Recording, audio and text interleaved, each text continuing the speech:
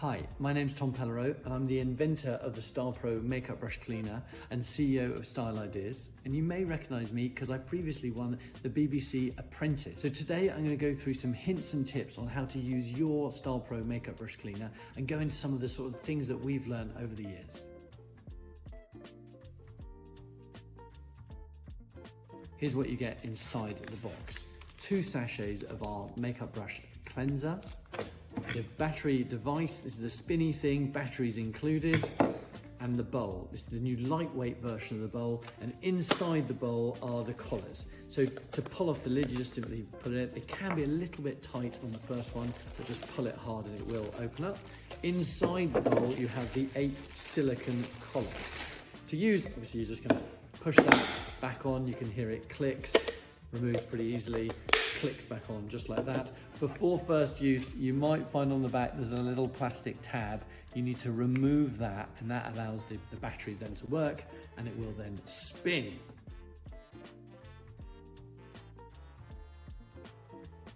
The Stylpro makeup brush cleaner works on all makeup types and pretty much all makeup brushes. So let's start with a liquid foundation brush. First thing you're going to do is look to see which of the flexible collars does this particular brush fit into. Now there's 8 different sizes to choose from, and it's a bit like a sort of a Goldilocks one. It feels a bit loose inside that one, push it in there, feels nice and secure. If you're cleaning foundation, liquid makeup, any kind of long stay makeup, you need to use some of the cleanser. If you're cleaning powder, we'll go into that in a second. So included in the set, we have these sachets. So 1 sachet is enough for 1 brush, at least. So I'm just pouring that in there. And you can see, we really don't have very much. And you might be thinking, that's not nearly enough. Do I need to put 2 in? Honestly, just 1 sachet is plenty. So we've put our brush, we've attached it in. We've made sure that it's nice and straight. We're connecting it on to the device. Again, we've just sort of smoothly pushed that onto the device, right up to the top, just like that. And it's still nice and straight. Next, I'm going to bring it on. I'm going to firstly just do a couple of dunks, and you can already see how the makeup is really coming out of the brush, just like that. There's a button up at the top here. So when you're pushing down, I then flick the button up like that, and it starts to spin. What this is doing is it's opening up the bristles, so the cleanser can get right into the brush, into those bristles. But very importantly, it's not going up too high. If you want, and I do this a bit, you can angle the bowl a little bit like that to give it a little bit more depth. And I'm applying a small amount of pressure to hold the brush down into the cleanser like that. After 5, maybe 10 seconds of doing, I then lift it above the surface. And that lifting above allows it to spin freely and rapidly, so it's now on the drying stage. Spinning the cleanser, the makeup, the dirt, the bacteria out of your brush, cleaning it, but also drying it. So after 5, maybe 10 seconds, slightly depending on the size of the brush, I'm just going to turn the switch off there. I'm going to put it up nice and slowly so you can see that it is not only clean, really clean, look, right clean into there, it's also dry enough that you could start using it straight away into your next foundation, to your next choice of makeup, straight onto the face. To remove the collars, you just sort of push them off. I tend to hold it on the brush and then just push it off like that. Each their own, and there we go. So that is the first foundation brush. You can reuse this cleanser. It looks horrible, doesn't it? It looks absolutely disgusting, like there's no way you can clean another brush. If you are cleaning your own makeup brushes, so this isn't relevant if you're a professional, but if you're cleaning your own, you can reuse this cleanser up to 3 times. So here's a big flat kabuki. I'm going to follow the same process.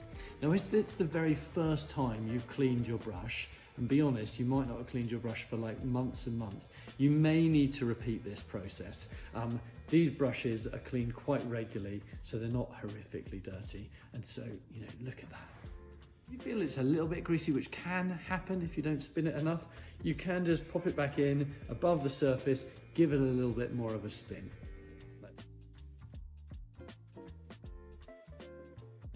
To clean a brush that's got powder makeup on, like bronzer, eyeshadow, something like that, for example, this brush, what you can do is you can use soap and water. So you follow the same process at the start there. You get your brush, you apply it into the collar that fits the best, just like that. Then you can get some hand soap, ideally antibacterial, a little blob into the bottom, just like that. Next, let's add some water. Now you don't want to add too much water, probably about that kind of high. And then we're sort of following the same process.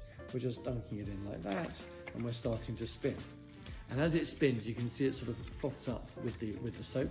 And again, what this means is we're getting right the way into the brush. We're not just cleaning the outside, and the liquid will start to change colour with that makeup, bacteria, skin cells, all those sort of things coming out. The drying with water and soap can take a little bit longer, and it can leave the brushes feeling a tiny bit damp at the end. And so you might want to dry them for a tiny bit longer.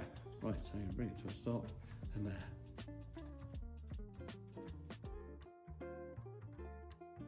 If you're not sure what makeup is on your brush, just go for the cleanser every time. It works absolutely fantastically, and it gives a really beautiful soft finish afterwards.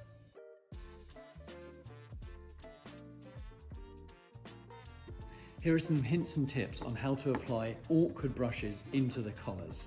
So, for example, this large one, which is too small for that one, but does just about fit in there. Now you can sort of, if you give it a bit of a twist when you push it in, or sometimes if you pull it out and do that and give it a bit of a twist to push it in, it does go in. But certain ones that are a bit too small for that and quite tight on that can be a little bit tricky, but don't be shy just to push it in like that. Always try to make sure it's completely flat. There's that one. This one over here, this Real Techniques one, that's a really awkward shape. What I find is, again, you will need to use this size here. I tend to go at a slight angle at first and pop that over, and then it slips in really nicely like that. So kind of go at it at a slight angle at first. Very awkward shape, that one particularly is. This one also is quite an awkward shape, but it does fit in there really quite nicely. Finally, this very big one. Now this one doesn't fit in there, is really quite a stretch to get in there. We do also have available two of these collars which are star shaped. You should be able to see those on our website. And they really do stretch and fit these larger brushes very, very well. So those are available separately on our website should you need them. And then this one, this is it's quite big on here, but it's very, very small here. And that does fit quite nicely into there. So don't be shy to push it in, give it a bit of a massage to get it in, but I've spent so much effort trying to design the collars to fit every single brush size. I apologize if yours doesn't quite fit or is a bit of a pain, or maybe doesn't at all. These ones are available separately. Thank you.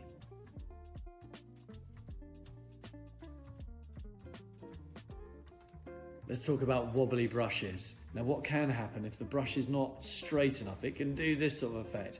It's quite easy to remedy. You just get it, you straighten it up, and sometimes just push it a bit further up in, and ta-da. Here's how to clean out the bowl. So if you've used the cleanser, I find it really easy just to use a couple of tissues. Just 1, 2, maybe 3 little tissues like that. Put it into the bowl.